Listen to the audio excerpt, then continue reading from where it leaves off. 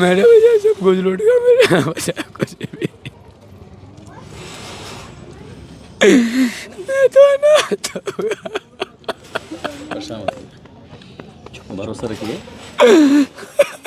दरअसल ये घटना उत्तर प्रदेश के ज़िला बुलंदशहर की तहसील सिकंदराबाद का, जो सिकंदराबाद और गुलावटी रोड पर एक कॉलोनी पड़ती है, आशापुरी कॉलोनी है, यहाँ का ये हादसा है। एक तमन्ना नाम की एक लड़की डॉक्टर के पास जाती है क्योंकि वो लगभग 8.5 महीने की गर्भवती थी। डॉक्टर साहिबा टाइम देती हैं कि अभी लगभग 25 दिन के बाद आपको एक बच्चा होगा, तब तक अपना ख्याल रखना। लेकिन जब घर पहुंचती हैं तो घर आने के बाद पता चलता है कि अम्मी की तबीयत कई दिनों से ज़्यादा ख़राब है। और अम्मी की तबीयत ख़राब है इसलिए वो अपने शौहर से यानी कि हस्बैंड से कहती हैं कि 2-1 दिन की बात तो है, अम्मी से जाके मुलाकात करके आती हूँ। मुश्किल से मुश्किल 15 या 20 किलोमीटर का फासला था। तमन्ना अपनी अम्मी से मिलने के लिए उसके घर आ जाती हैं कि मायके, सिर्फ एक रात रुकने के लिए। साथ में अपनी बेटी को भी लेके आ जाती हैं और बेटी को लेके आती हैं। ये जो फ़िलहाल आप देख रहे हैं ये कुछ मलबा है और कुछ ऐसे खंडर जैसी हालात हो चुकी है। लेकिन अब से अगर हम 3 दिन पुरानी बात करें यानी कि 21 अक्टूबर 2024 से पहले की बात करें तो यहाँ ऐसा नहीं था, बल्कि एक अच्छा खासा मकान था और मकान के अंदर 20-25 लोग थे, पूरा परिवार था। एक झटके में पूरा का पूरा परिवार यूं ही उजड़ जाएगा कभी किसी ने सोचा नहीं था। दरअसल बात है 21 अक्टूबर 2024 की रात लगभग 8 बजे के आसपास परिवार के कई लोग एक साथ बैठे हुए थे। इस घर के जो मुखिया हैं उनका नाम है रियाजुद्दीन उर्फ राजू, जिनकी उम्र लगभग 52 साल के आसपास है, और उनकी पत्नी जिनका नाम रुखसाना कई दिनों से बीमार, उम्र लगभग 50 साल के आसपास। जब उम्र बढ़ती है तो कई बीमारियां साथ साथ चलने लगती हैं, जैसे लीवर की प्रॉब्लम, इस तरह की शुगर बढ़ना, इस तरह की दिक्कत थी। उनका इलाज चल रहा था और इलाज के दौरान ही कहा कि घर चले जाओ। घर आते हैं तो उन्हें सलाह दी जाती है कि जब सांस में दिक्कत आए तो एक सिलेंडर लेके चले जाना, और सिलेंडर जब जो ऑक्सीजन का सिलेंडर जो होता है उसे लगा लेना।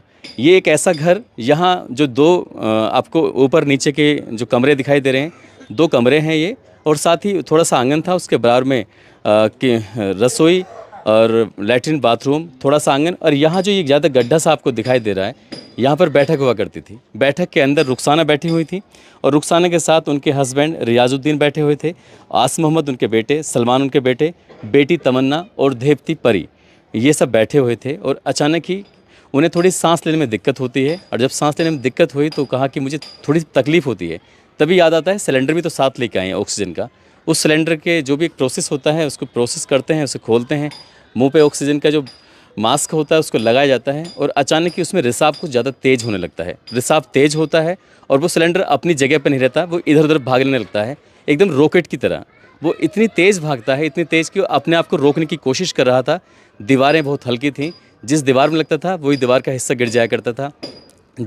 चारों तरफ की दीवारें गिर जाती हैं, ऊपर का जो लेंटर था नीचे आ जाता है और कई शख्स उसमें दब जाते हैं। उस वक्त घर के अंदर लगभग 25 लोग मौजूद थे, जिसमें लगभग 25 जनों की बात करें तो उसमें 15 या 16 बच्चे रहे होंगे, बाकी उनके बेटे। अगर हम उनके परिवार की बात करें तो इस घर के मुखिया का नाम रियाजुद्दीन, उनकी बेगम का नाम रुखसाना, उनके 5 बेटे होते हैं और 6वीं बेटी होती है। सबसे बड़ा बेटा सिराजुद्दीन, मोहम्मद शाहरुख, आस मोहम्मद, इंतज़ार, सलमान, और बेटी तमन्ना, जो कि एक दिन के लिए अपनी माँ को देखने के लिए आई थी। अब इनकी भी सबकी शादियाँ हो चुकी हैं। सिराज की चांदनी से जिनके 6 बच्चे हैं, मोहम्मद शाहरुख जिनके नसरीन से शादी होती है 3 बच्चे, आस मोहम्मद यास्मीन से शादी होती है 3 बच्चे, इंतज़ार अंजुम से शादी होती है 3 बच्चे, सलमान अभी कुंवारे थे, उनको कोई शादी नहीं होती, और तमन्ना उनको एक बेटी और साथ एक बच्चा उनके पेट में था, जिसकी लगभग 8 महीने 20-25 दिन के आसपास उसकी या उससे कम की एज रही होगी। और उस बच्चे ने जब अपनी माँ के साथ यहाँ इस मलबे में दबा हुआ था, बताते हैं कि उस बच्चे ने जो पेट में पल रहा था शायद माँ से कहा होगा कि माँ मेरा दम घुट रहा है, मुझे यहाँ से बाहर निकालने की कोशिश करो। लेकिन वो बच्चा क्या जाने, उसकी माँ का भी तो दम घुट रहा था। उस लेंटर के नीचे दबकर उसकी माँ भी मर जाती है, बच्चा भी मर जाता है। अब यहाँ से चीख पुकार मचती है, लोग शोर मचाते हैं कि यहाँ पर इस हादसा हो चुका है। रात के 8:04 पर यह हादसा होता है। पुलिस तो 10 मिनट में आ जाती है, अक्सर पुलिस दावा भी करती है और वो आ भी जाती है, लेकिन असल मदद यहाँ पुलिस की नहीं थी। असल मदद थी यहाँ पर एनडीआरएफ की, या फिर प्रशासनिक जो मदद होती है, जेसीबी आती है, या कुछ ऐसे इक्विपमेंट थे जो उस मलबे को तुरंत तत्काल प्रभाव से हटाते और जो दबे हुए लोग थे उनको निकाल पाते। जो दबे हुए थे उसमें से हाथों हाथ जो पता चलता है कि 6 लोगों की मौत हो जाती है, रियाजुद्दीन, उनकी पत्नी रुखसाना, बेटा आस मोहम्मद, बेटा सलमान और बेटी तमन्ना, और तमन्ना की एक बेटी होती है 1.5-2 साल के आसपास की, 3 साल के आसपास की, परी। अब इस परिवार का पूरी तरह से सब कुछ उजड़ चुका है। एक लड़का बचा है जिस लड़के का नाम इंतज़ार है। वो अपनी बेगम को भी खो चुके हैं और उनसे जानने की कोशिश करते हैं कि अब स्थिति क्या है परिवार की। आप देख सकते हैं कि इस भयावह मंजर को देखने के लिए आसपास के लोग भी यहाँ आ रहे हैं। हालांकि इस घटना को 3 दिन से ज़्यादा का समय हो चुका है, लेकिन लोगों की उम्मीद है कि कहीं ना कहीं से कोई उम्मीद, कोई मदद आए और इस परिवार को कुछ और उम्मीद मिल सके। यहाँ अगर आप देखेंगे तो ये पुलिस भी यहाँ पर आई हुई है लॉ एंड और व्यवस्था को देखने के, ताकि कोई किस तरह की व्यवस्था ख़राब ना हो। ये इन बल्लियों को देखकर आप ये अंदाज़ा लगा सकते हैं कि ये बल्लियों का काम था। सिर्फ ये घर घर जाते थे, लोगों के नए आशियाने बनाया करते थे। एक काम होता है लेंटर डलवाने का, तो लेंटर डलवाने का काम करते थे। दूसरों के घर बनाते बनाते आज ये खुद से बेघर हो चुके हैं। और हमारे साथ हैं इंतज़ार, अगर आप हमसे बात कर सकते हैं तो 2 मिनट का समय दे सकते हैं। इंतज़ार, आप क्योंकि इस घटना के चश्मदीद हैं, आपके सामने ही पूरा हादसा हुआ है, उस रात का वो वाक़या सुना सकते हो क्या? बहुत गंभीर है। जो भी आपको लग रहा है, जो भी जैसे भी आप बता सकते हैं। बता, क्या बताऊँ मैं? सारा बता, कैसे क्या हुआ, कैसे फटा सिलेंडर, क्या हुआ, सब बात बता। भैया भी घर में ही है, मैं यहीं पे खड़ा है बाहर है। मुझसे पापा ने नहीं की थी बेटा गाड़ी में लगा दे, तो आप अंदर को चले गए। पापा भी हुई है, बहन भी थी, मेरे सारे भैया यहीं पे ही अंदर ही। मेरी भाभी घर में ही अंदर कमरे में। मैं बाहर ना गाड़ी में से उतरा ही बाकिया। इतना तो बहुत तगड़ा धमाका होगा।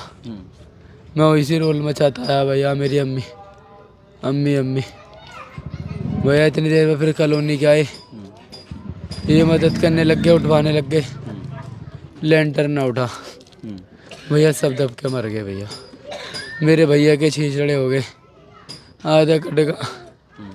मेरा बाप मर गया तब का, मेरी माँ भी मर गई। मेरे छोटे छोटे भैया मर गए। भैया मेरा सब कुछ लूट गया, मेरे भैया सब कुछ लूट गया, मेरा बचा कुछ भी। मैं तो अनाथ हो गया। भरोसा रखिए।